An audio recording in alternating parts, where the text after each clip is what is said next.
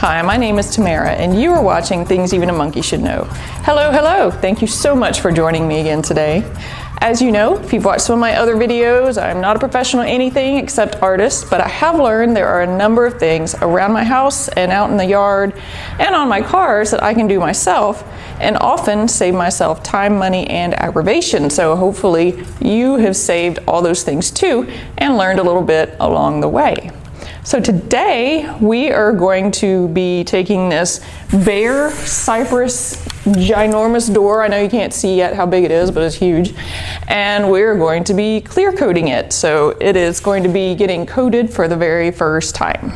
You know, my favorite thing to do is to go over the things that we're going to need first today. Yes, that's what I was trying to say. So of course, you're gonna need whatever the bare wooden thing is that you are coating. And in my case, it's this gigantic barn door. Now, when we hung this barn door, it rained and rained and rained for like a week. So that meant that the air was really humid, which meant that this door, being unsealed wood, just absorbed all the moisture. So the door was swollen. If you have this situation, you want to wait until you have a few days of as dry of weather as you get in your area before you seal your door, because otherwise you're going to be sealing in a lot of moisture. Now we've had about a week, so today is the perfect day to start this. All right, so you have your dry door or dry whatever. You're gonna need finishing grit sandpaper. 22320 is my favorite. Because I have such a large project, normally I would say that this is optional. Today, this is not optional. If you have a really big project that you are doing, I would highly recommend a power palm sander because it's going to save you a lot of grief and a lot of time, actually. You are going to need to have a couple of towels. I really like microfiber for this, and you'll see why. You're gonna need to have a really mild cleaner. Just water will do too, but I like the smell of my cleaner because it's lavender oil. Because this is such a large project, you definitely want to have something to protect your lungs, so a dust mask of some description is good. You're going to need to have just a plain old rag towel. You are going to need to have some wood filler. Why do I have 4 wood fillers? Well, I found this really awesome wood filler. They're not paying me to promote their product, but I just think it's really good. That is water-based. It smells decent. It comes off my hands easily. And it comes in different colors that you can mix all together, which is pretty awesome because I can exactly match the color of my wood so that my holes never show up again. It's called good filler. Did I say that? Yeah, okay. Next, you're going to need to have your clear coat and or your stain if you're staining. In my case, I'm just clearing. Now, as we've discussed before, if you've watched some of my other videos, I really like this clear. It produces a really beautiful finish. It's really durable. They are not paying me to tell you about it. And I wish they would because this stuff is super expensive. But anyway, I don't anticipate having to redo anything that I put this on, maybe ever, because it creates such a hard shell. And I've been really pleased with the results whenever I've used it outside. I've used it inside and outside. So since we have something in a big paint can type thing that we're gonna be using, you're gonna need something to open your can, something to close your can. And this clear prefers to be stirred, not shaken, Mr. Bonds. So we have a stir stick. You're going to need brushes with which to apply it. I have a small angled brush to get into the corners and anywhere that, say, a brush this giant won't get. And because I have such a big brush, it actually won't fit down in the paint can. So I also have this additional container, which my brush will fit in, which I will be filling with clear. I think that is all, so let's get started. Now the first thing that we're going to do, because we have absolutely nothing on this door, is we're just going to give this door light sanding. And since it has never had a sanding or anything before, I am going to use my 220 sandpaper.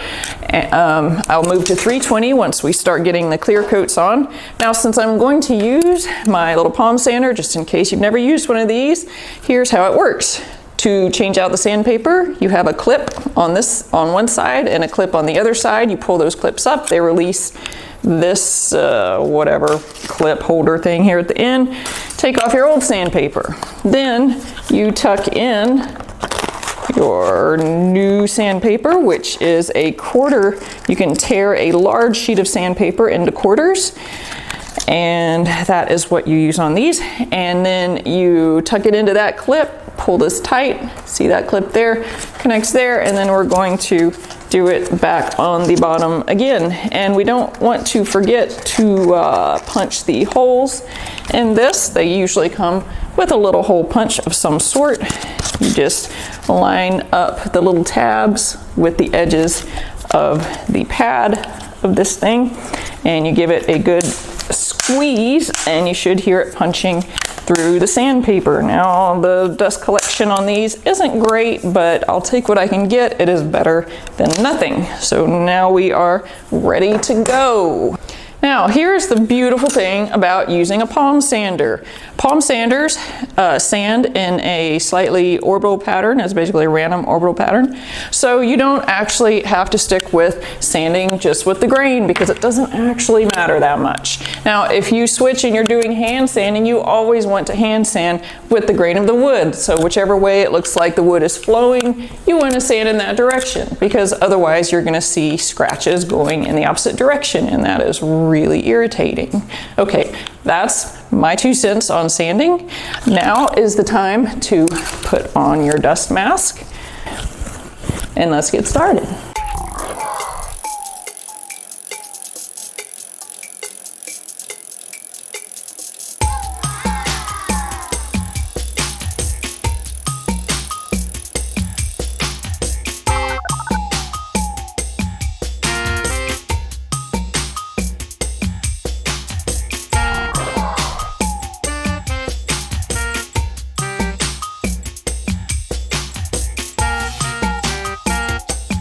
Well, that wasn't so bad, right?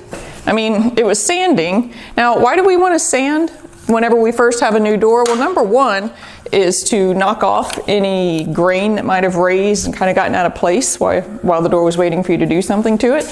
But number two is to really clean it. So like my door had a bunch of really dirty fingerprints around the edges, and it also had some places where it looked like some machinery maybe had scraped it and gotten some grease on it or something. So you can get rid of all that stuff with sanding.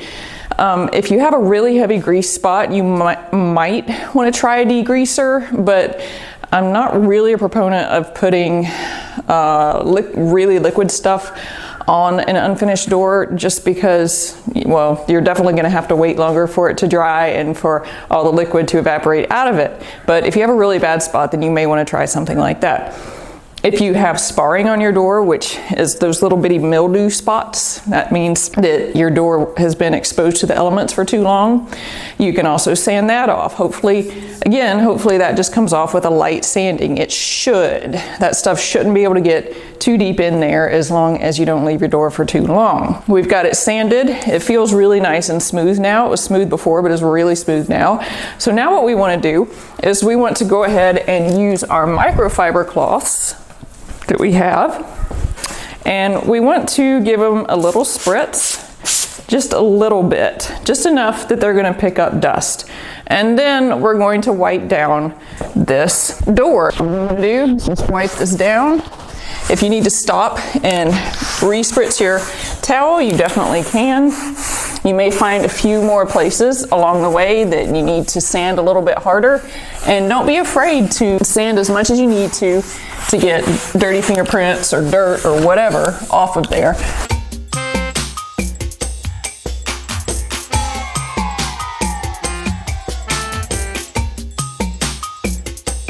Provided that you have all of your dirty spots sanded out and you have your door all cleaned up, you can even vacuum it if you want. You don't necessarily have to use a towel or a cloth or whatever. Just make sure it's clean and dust-free. So now that you have that done, guess what? It's time to clear coat. Your first coat of clear, rather. And what is that you say? Well, I thought we were supposed to do the wood filler next. Well, yeah, normally you would. By the way, remember, we're stirring this up. Well, so with this wood filler, I found that if you match it perfectly right now while your wood is in the raw stage, or even if you have stained your wood and you match the filler to it, putting a clear coat over it is going to change that color ever so slightly. And the color of your wood will change, but the wood filler will not. So then the wood filler sticks out.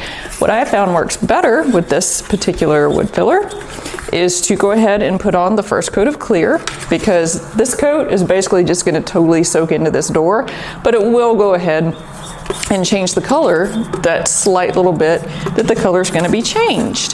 So then we're going to come back and put the wood filler on it after we do the very first coat of clear. I'm telling you all of this so that I can just paint my clear and y'all can watch. And we're going to do it really fast. And remember, just like painting any other wood with anything, you want to paint with the grain. Don't paint against the grain, because you will then see all your brush strokes, whereas brush strokes virtually disappear when you paint with the grain.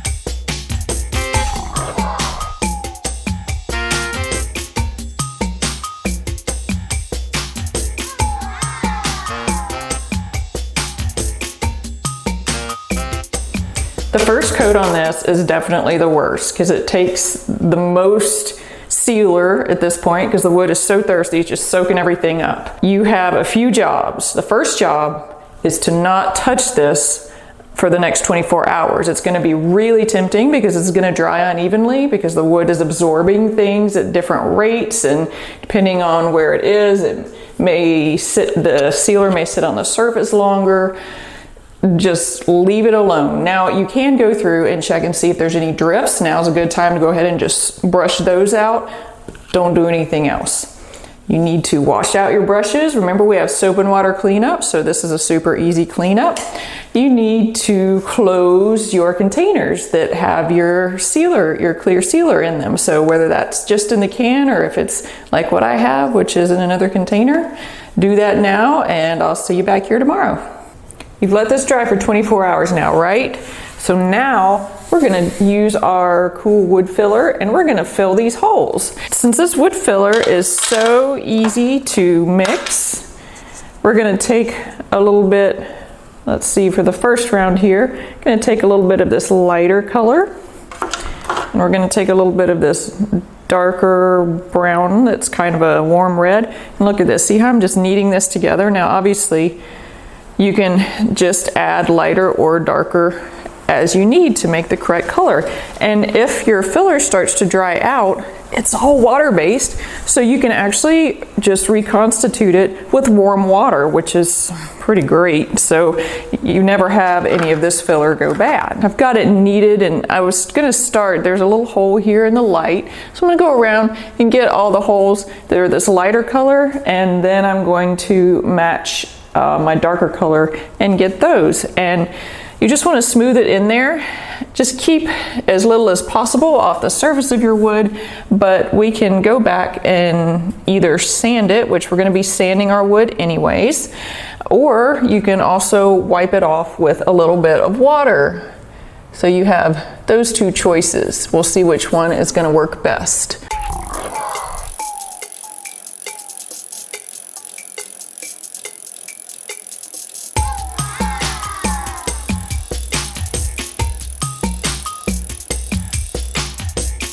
Well, as it turns out, there are no holes to patch on this side of this door. So to make sure that I give the other side long enough for all of the wood filler to dry, which it seems to be drying pretty quickly, but I still don't want to disturb it prematurely, I'm going to go ahead and give this side of the door light sanding. So every time that we do a coat of clear, we want to give it a light sanding with a finish grit of sandpaper. So I'm going to go ahead and use the 320.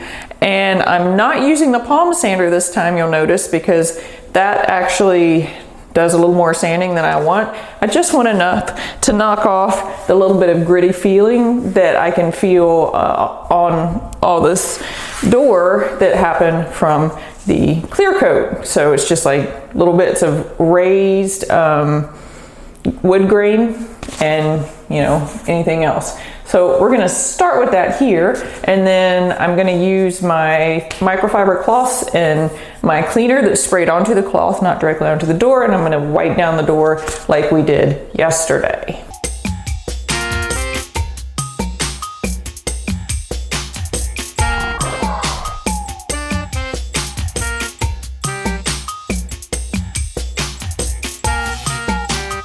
If you happen to see any drips that happened yesterday that you missed, this was definitely the time to go ahead and sand those off and wipe up the dust, and, you know, so that everything is smooth, because otherwise if you clear coat over those clear drips, they're just going to get drippier and bigger, and you'll see them on your last coat and then you'll cry.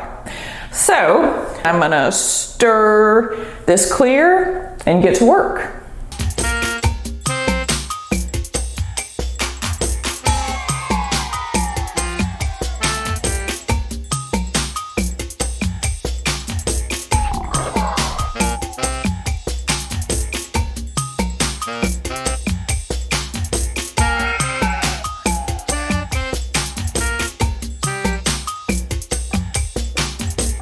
Did you notice how much easier the second coat of that went on? It's because you weren't trying to work everything into the grain and get it to soak in again. Now is the time to close up all of your stuff, wash your brushes, and wait 24 hours. And tomorrow, and probably the next day, we're going to repeat exactly what we did today, except of course we don't have to fill holes tomorrow. So we are going to sand, we're going to wipe, and then we are going to clear coat again.